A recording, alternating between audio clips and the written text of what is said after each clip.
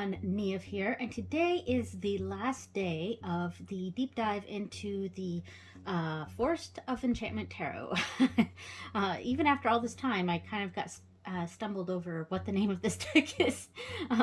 Forest of Enchantment Tarot. All right, and so normally what I do with these is what I was going to do with this was I was going to grab like one of my Lenormand decks or another Oracle deck or something like that to do a combined reading with the tarot deck and like the Lenormand or another Oracle deck, something like that.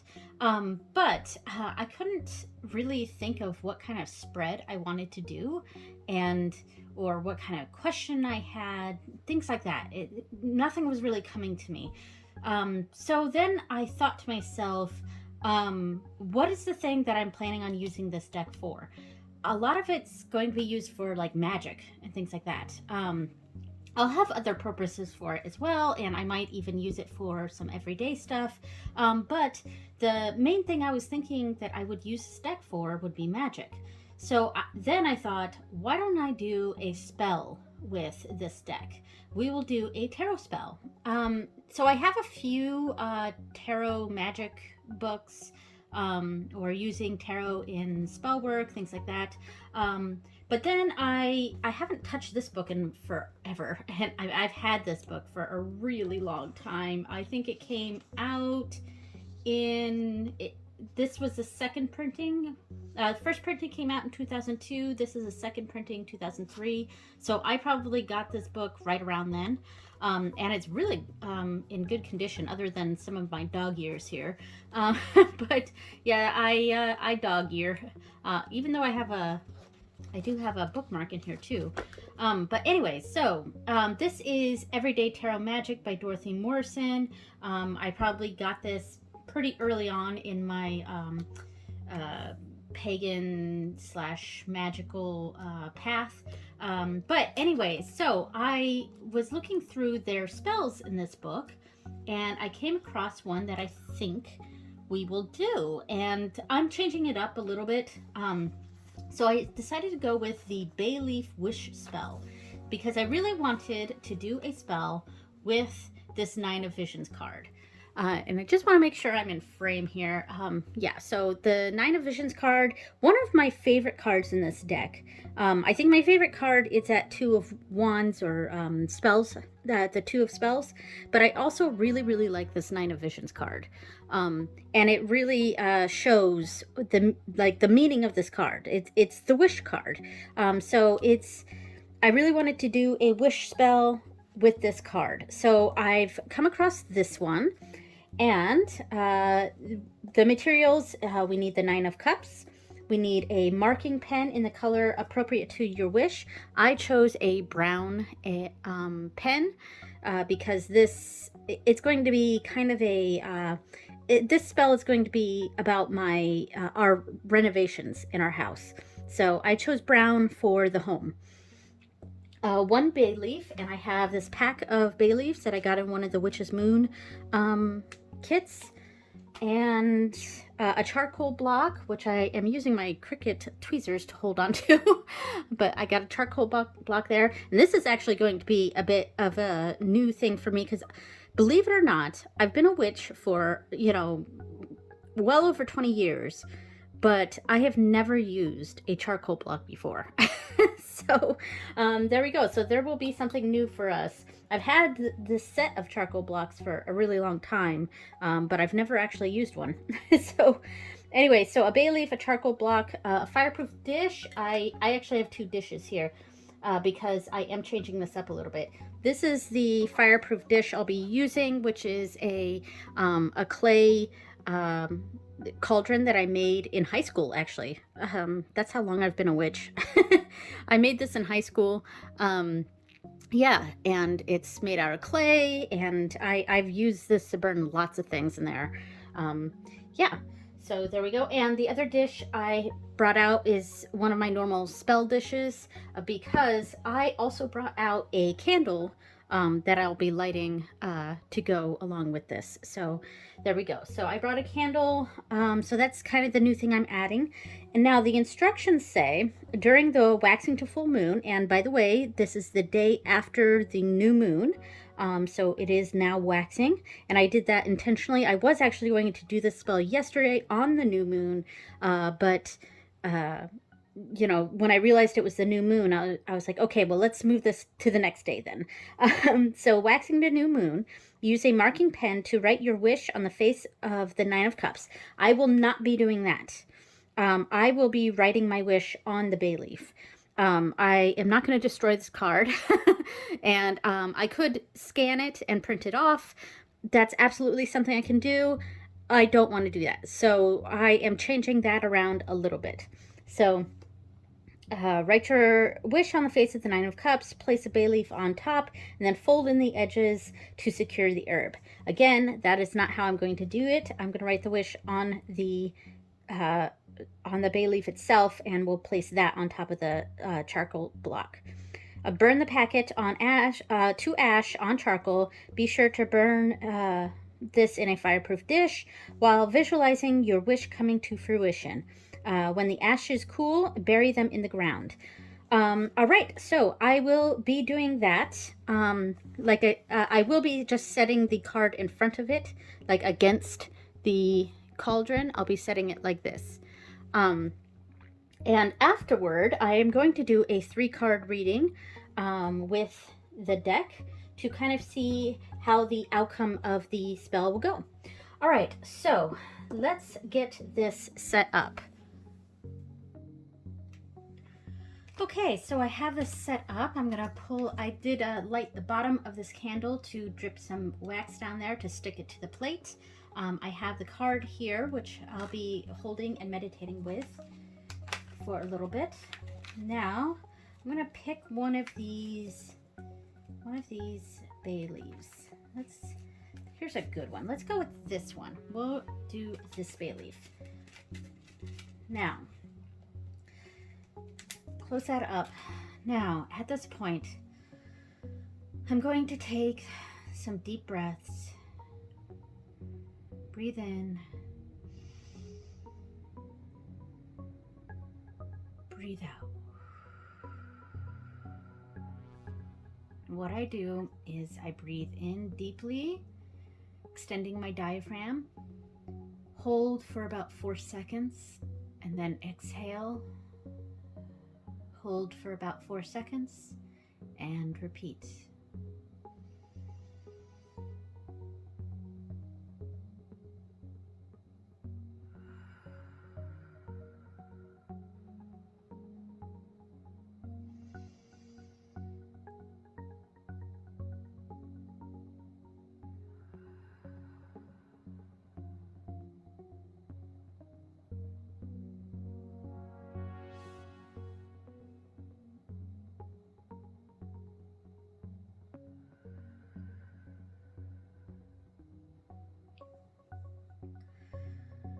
Okay, so I'm going to hold my wish card here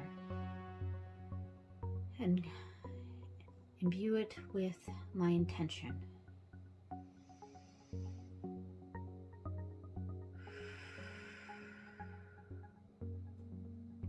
We have our dream kitchen.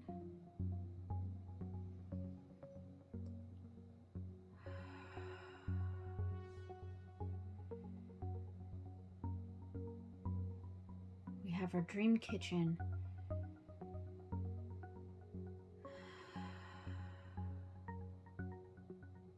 I'm walking into my dream kitchen right now.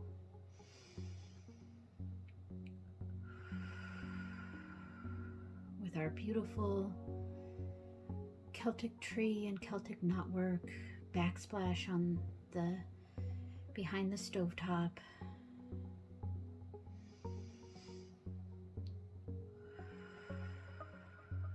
Our beautiful hexagonal flooring.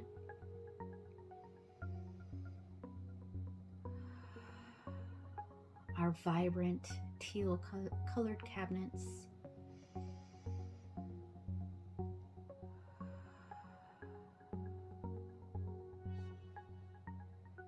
perfect backsplash and countertops to our specifications.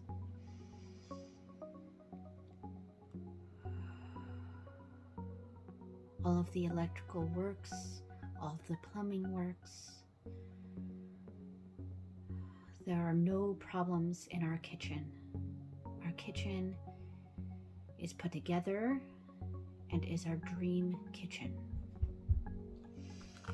All right, so now I'm going to write on this bay leaf that we have our dream kitchen now.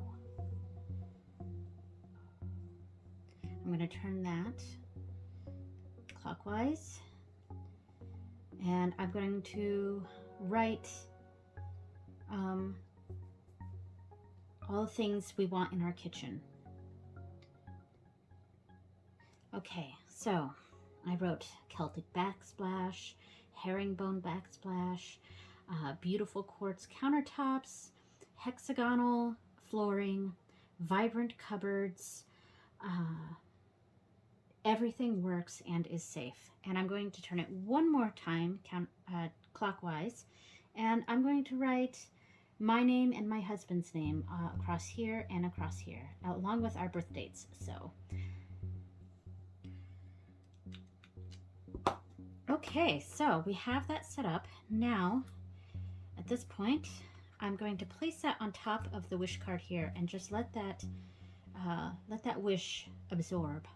And while I'm doing that, I'm going to very carefully light this charcoal block and put it into my dish. So this is the first time I've actually ever done this. So hopefully I do it right. I've seen lots of videos on how people, how to do this. So I'm just gonna, okay, I think I got that. That took a little longer than I was expecting. But I'm going to hover my hands over this card and my wish here and really just envision my home put together, our kitchen, our dream kitchen put together. My wish is coming true. We have our dream kitchen. Everything is in order. Everything is beautiful. We love it. It functions the way we want it to function. We have our dream kitchen now. We have our dream kitchen now. I can see my dog going through her dog door in the kitchen. I can see my beautiful door that I painted just looking so lovely with the vibrant teal countertop or counters and the beautiful quartz countertops and the beautiful backsplash with the decorative Celtic copper backsplash behind the stovetop.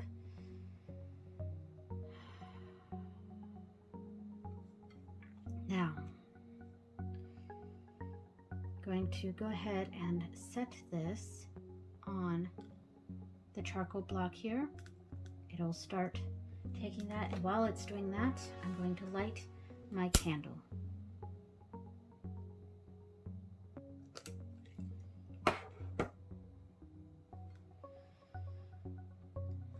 And place the wish card in the front. All right. I'm going to sit here and meditate for a little bit as the bay leaf is turned into ashes.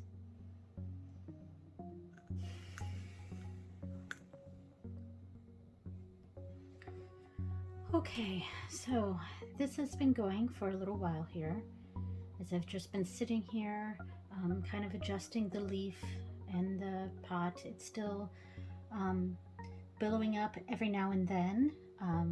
it was quite a long leaf for this tray, for the bowl, so I did have to move it around a few times so that it would catch. And each time just envisioning our dream kitchen with everything in it that we wanted, and everything works perfectly, everything is safe. We have our beautiful cupboards and countertops and backsplashes and our beautiful floor, and the dog has her dog door, way to get out to the backyard. My door that I painted myself looks beautiful with everything else in our kitchen. It's lit beautifully and functions in the way that we need it to function. All right. So what I'm going to do now is I'm going to do a 3-card reading just to kind of see what else I can do at this point after doing this spell. So the first card is going to be, what will be the outcome of this spell if I do nothing else from this point on? What will be the outcome if I do nothing else from this point on? What will be the outcome of this spell if I do nothing else from this point on? What will be the outcome of this spell if I do nothing else from this point on? Council of Animals. All right, so I do see this as an evolution.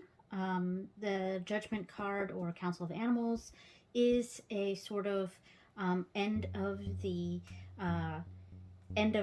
line. You know, it's right before the world. So it is a sort of evolution of, you know, in a spiritual context, a sort of reaching the afterlife in a sense, or being called by a higher power, something like that. So in this case, the Council of Animals, I almost sort of see this as all of the workers that, you know, we've had working on our kitchen. So I think I sort of see this as the work being done, but possibly we will still have the workers around for a little longer than my wish. Having the workers around a little longer than we hoped. So that's kind of how I'm reading this. I know it's not exactly the same as the meaning of the Council of Animals, but we are using this as a divinatory way here. So yeah, so I'm going to say that we're going to have the Council of Animals, or in this case, the workers around us, a little longer than we expected. And that is if I do nothing from this point on. So what can block my spell? What can block my spell? What might block my spell? What might block my spell? What might block my spell? The Liar.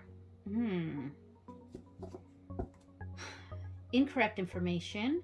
I mean, this is the Devil card, which is often like temptations, things like that. But with this being called the Liar, and we have had an issue with someone we're working with not always telling us the truth about what's going on, and we've had a bit of an issue with that lately. So I think I really see that depicted here, especially with this being called the Liar, and we've had an issue with someone not telling us the truth. So yeah, I would say that what's blocking this, what might block my spell, is potentially this person, or that sort of attitude where all of the information is not being given to us correctly. There may be some lies of omission, things like that, and that's what could possibly block my spell. Now, the final card is going to be, what else can I do to ensure my positive outcome? What else can I do to ensure my positive outcome? What can I do to improve the results? What can I do to improve the results?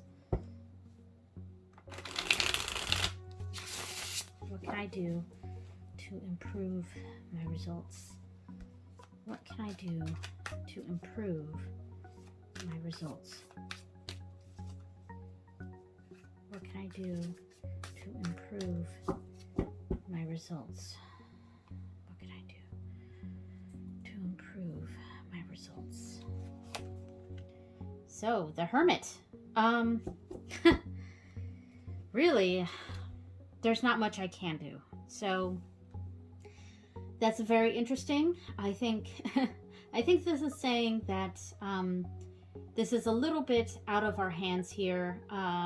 This could be blocked by this issue here with the person not always telling us the truth, is what could slow us down and have the workers in our home a lot longer than we expected. But with the Hermit, there isn't a whole lot I can do. I can't remember the animal. An opossum? Can't remember. But this creature is sitting in his rocking chair, just sort of sitting by, watching the firelight, and there could be an element of just of a more spiritual nature here, of going inward and doing some meditations, maybe not actively participating here, but a sort of passive situation, and really just resorting to meditation and things like that. But really, I would say that with the Hermit here, there's not a whole lot I can do to affect this outcome here.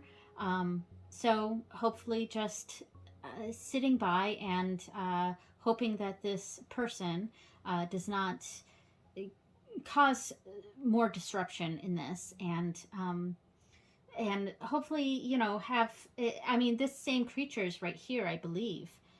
So we're part of this, we're still involved in this, but it could take longer than I hoped. And that is a bummer, but at the end of the day, what we really want here is a functioning kitchen, with things, with our kitchen being what we had hoped and dreamed for, with everything working.